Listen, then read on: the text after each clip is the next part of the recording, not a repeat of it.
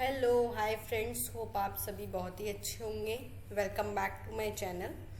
सो आज हम जो डेटा टाइप्स हमने थ्योरेटिकल स्टडी करे थे वो आज हम लाइव करके देखेंगे। उसमें क्या चीज़ें हैं, डेसिमल क्या होता है, डेट का जो लाइक डेटा टाइप्स थे वो करंट डेट का क्या है, और स्ट्रिंग क्या है, इंटीजर क्या है, तो वो आज हम यहाँ पे यूज़ करके देखेंगे।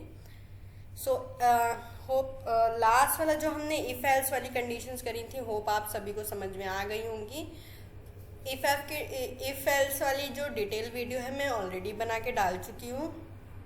आप उसमें से भी वो गो थ्रू कर सकते हैं डिटेल में, बट ये मैंने एक एग्जाम्पल लेके समझाया था तो मैंने इसको डिटेल में नहीं समझाया है। लेकिन अगर आपको डिटेल में समझना है तो आप वहाँ से डिटेल में समझ सकते हैं। सो अभी हम जो यहाँ पे करने जा रहे हैं वो डेटा टाइप्स पे हम डिस्कशन करेंगे। तो उस पे आने से पहले please please please subscribe my channel, ज़्यादा से ज़्यादा शेयर करें, कमेंट करें, लाइक करें, और कोई भी इशू है तो आप मुझे कमेंट करें। और ऑब्वियस सी बात है, सब्सक्राइबर बहुत ज़रूरी है, बिना सब्सक्राइबर के तो मेरा वीडियो बनाने ही वेस्ट है। So please subscribe my channel. So start करते हैं हम डेटा टाइप से। तो डेटा टाइप्स क्या है ये हमने लास्ट में डिस्कशन किया था। डेटा टाइप्स बेसिकली जो हम लोग यहाँ पे यूज़ करते हैं कि वो स्ट्रिंग है, इंटीजर है या कैसा है, वो हम यहाँ पे डिफाइन करते हैं। तो आज हम उसी को ही डिफाइन करेंगे वन बाय वन। सो हम यहाँ से स्टार्ट करते हैं। मैंने एक वेरिएबल ले लिया है,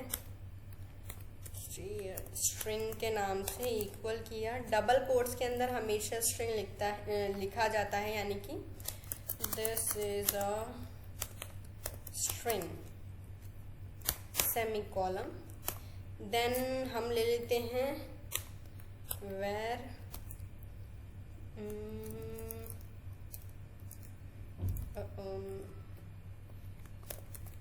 डेसिमल।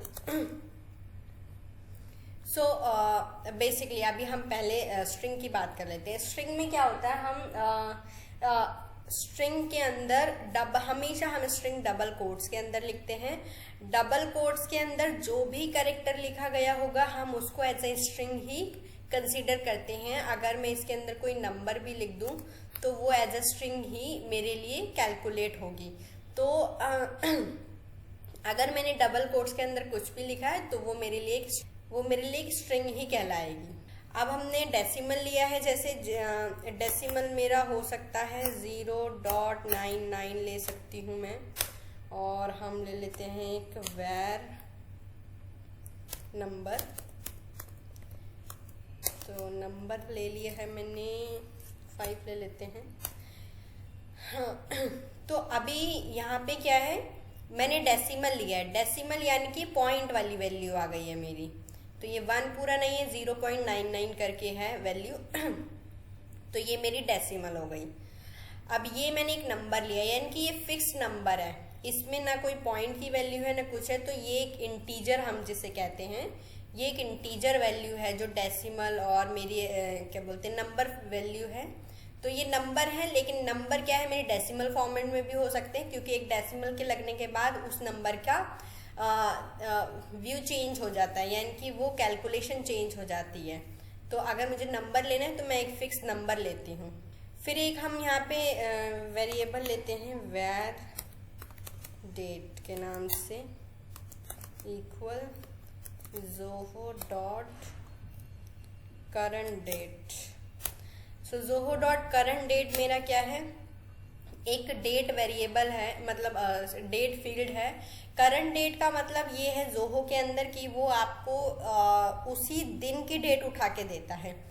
तो डेटा टाइप्स हमारा क्या है, करंट डेट उठा के देता है। ऐसे ही करंट टाइम है जो हमारा करंट टाइम उठा के देता है। सो ये तो मेरे एक फिक्स लाइन की जो हम डेटा टाइप्स लेते हैं। अब एक डेटा टाइप्स हमारा जो बहुत मोस्ट इम्पॉर्टेंट है, जिसको हम मैप बोलते हैं।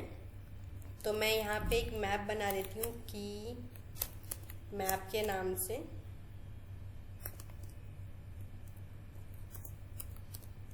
मैंने एक मैप बना लिया है। अब ये मैप को डिफाइन करने हैं कि जो मैं एक मैप को एक मतलब वेरिएबल है की मे के नाम से मैंने बनाया है, इस वेरिएबल के अंदर मैं मैप की वैल्यू स्टोर कराऊंगी। तो मैं इसमें उसकी वैल्यू स्टोर करा रही हूँ। इसका हम एक बार नेम चेंज कर देते हैं वेर मैप। अब जो मैंने ये वेरिएबल बनाया मैप की वैल्यू यहाँ पे मेरी आ रही है। अब यहाँ पे मैं वेर मैप लूँगी,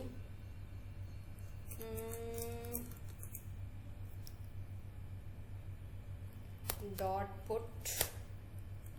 अब ऑब्जेक्ट में मैं ले सकती हूँ, यहाँ पे की लेंगे हम। फिलहाल मैं डिफाइन बता रही हूँ बस की, और यहाँ पे की वैल्यू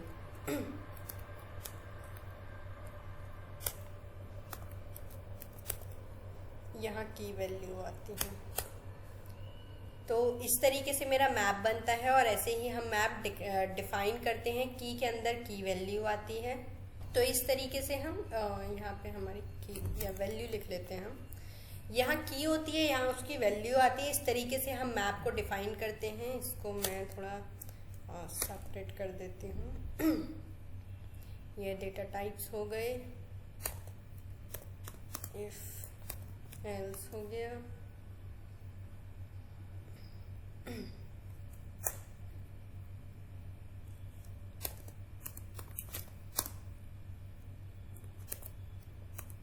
फील्ड हो गया। यहाँ हमने एल्स यूज किया है। तो जो मेरा यहाँ पे डेटा टाइप्स है, हमने यहाँ डेटा टाइप्स पढ़े हैं, ठीक है। ये कुछ डेटा टाइप्स और भी होते हैं, वो आप मेरी डिटेल वीडियो में देख सकते हैं, लेकिन इसी तरीके से डिफाइन करते हैं हम डेटा टाइप्स को भी फंक्शंस के अंदर। मैप को डिफाइन करने का यही तरीका होता है। मैप को हम इसी तरीके से क्रिएट करते हैं, यहाँ पे की लिखते हैं और यहाँ पे उसकी की वैल्यू लिखते हैं। अब आते हैं हम लिस्ट पे, लिस्ट मैप। तो सेम है, लिस्ट को भी हम एक वेरिएबल लिस्ट बना लेते हैं, उसको कैप्चर करा लेते हैं लिस्ट फंक्शन में। लिस्ट भी हमारी ऐसे ही बनती है। अब var लिस्ट में डॉट ऐड करेंगे हम, और ऑब्जेक्ट का नाम देंगे, जैसे कि मैं दे देती हूँ var string दे देते हैं। मतलब हम यहाँ पे क्या कर रहे हैं, पहले हमने मैप बनाया, मैप में क्या हो रहा था, हम की और की वैल्यू ले रहे थे। तो की और की वैल्यू ले रहे थे हम, लेकिन लिस्ट में क्या होता है, लिस्ट में हम एक, जैसे कि मैं एग्जांपल लूँगी ताकि आपको भी क्लियर हो जाए। जो जैसे हम लुकअप यूज़ करते हैं, तो लुकअप के अंदर हमारे पास की नहीं होती, वैल्यू होती। लुकअप ले लो या पिक लिस्ट ले सकते हैं हम। पिक लिस्ट में आप देखोगे कि एक लेबल होता है, उस ड्रॉप डाउन के अंदर बहुत सारी वैल्यूज होती हैं जो हम उसमें चेक करते हैं, यानी कि बहुत सारे ड्रॉप डाउन में हमें फील्ड दिखाई देते हैं। तो वो जो डेटा हम कैप्चर करते हैं वो हम करते हैं लिस्ट के अंदर। लेकिन जहाँ पे अब हमारे पास की होती है, जैसे कि अब मैं फर्स्ट नेम लास्ट नेम बोलूँ, तो क्या है, मेरे पास की है और उसकी वैल्यू भी है, यानी कि की के अंदर मैं एक फील्ड के अंदर कोई वैल्यू एंटर कर रही हूँ, फर्स्ट नेम, तो मेरे पास की है, और जो नाम मैं उस फील्ड के अंदर एंटर कर रही हूँ वो उसकी वैल्यू हो गई। ऐसे ही लास्ट नेम मेरे पास की हो गई, और उस चेक मतलब उस फील्ड के अंदर जो भी मैं लास्ट नेम एंटर करूंगी सॉरी, तो जो भी मैं उस फील्ड के अंदर लास्ट नेम ऐड करूंगी वो मेरी क्या हो गई, उस की वैल्यू हो गई। तो जहां पे हमारे पास की वैल्यू होती है वहां पे हम मैप यूज करते हैं। जहां पे हमारे पास वैल्यू नहीं, मतलब की नहीं होती है, जैसे कि लुकअप के अंदर या फिर पिक लिस्ट के अंदर जिसकी हमारे पास की नहीं होती है, हम वहां पे लिस्ट यूज करते हैं, क्योंकि हम लिस्ट में वहां पे डेटा स्टोर करा रहे हैं। सो हम यहाँ पे कुछ लिस्ट बना लेते हैं, like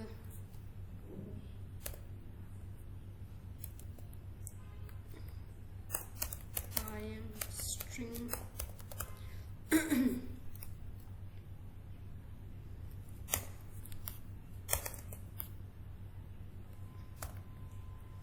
var list dot add list। यहाँ मैं, आप लिस्ट में मैं नंबर भी दे सकती हूँ।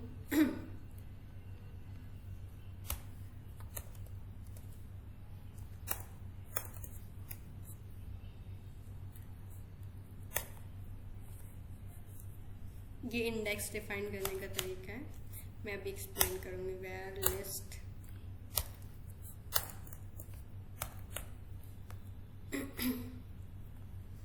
डॉट एट डेसिमल ले लेते हैं हम।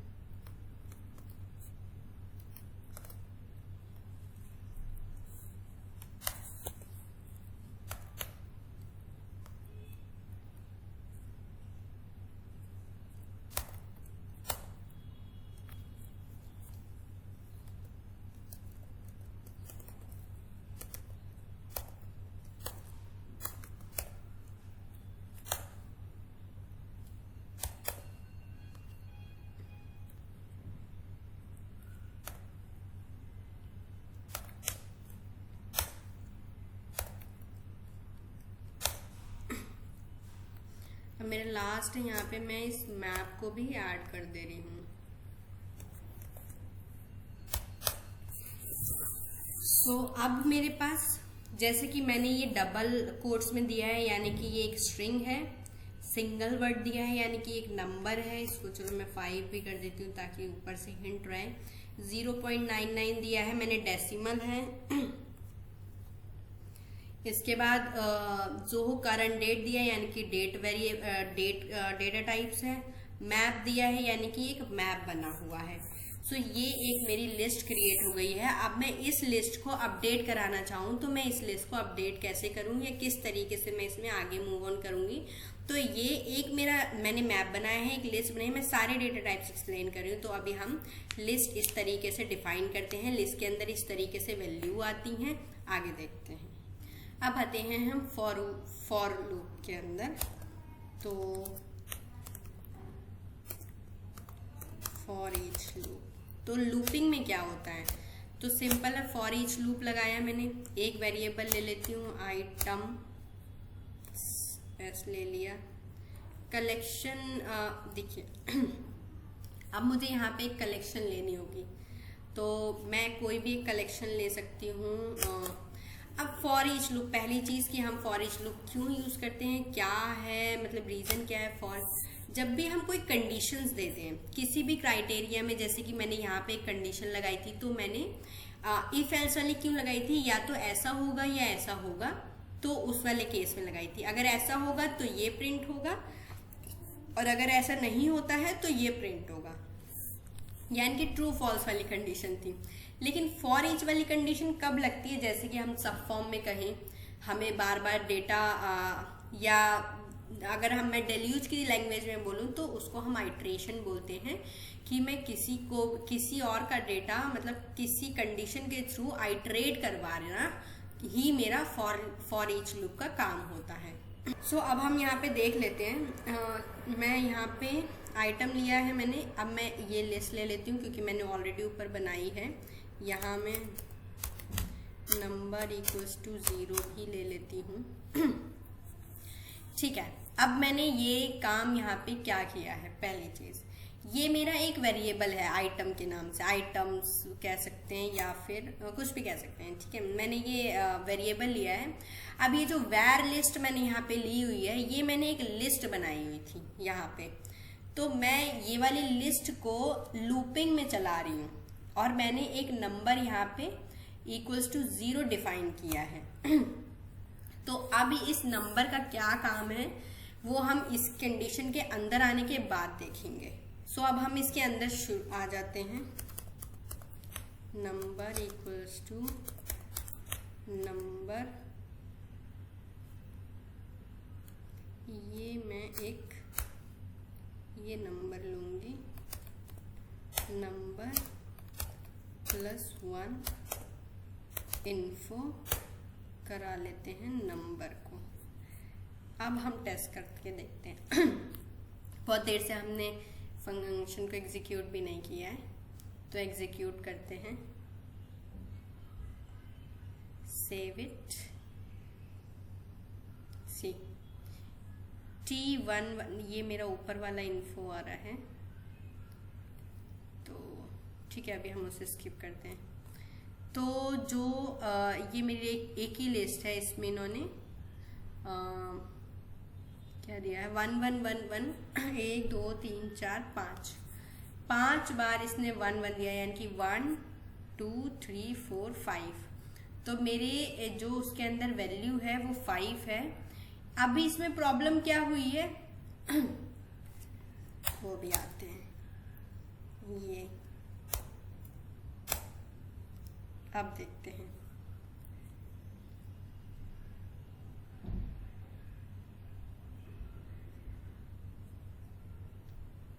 करेक्ट है। उसमें प्रॉब्लम क्या थी, मैंने एक नंबर को नंबर में प्लस करा के एक नए वेरिएबल में स्टोर कराया था, लेकिन मुझे ऐसा नहीं करना था। क्यों नहीं करना था क्योंकि मैंने जो नंबर है उसको इंक्रीमेंट किया है। चलो एक चीज और देख लेते हैं हम यहाँ पे, इन्फो नंबर।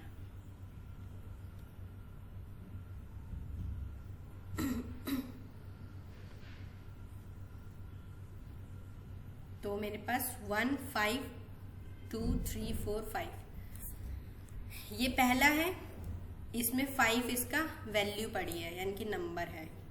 या मैं एक बार इसको कमेंट कर देती हूँ ताकि कंफ्यूजन ना हो और हम सिर्फ नंबर काउंट देख पाए।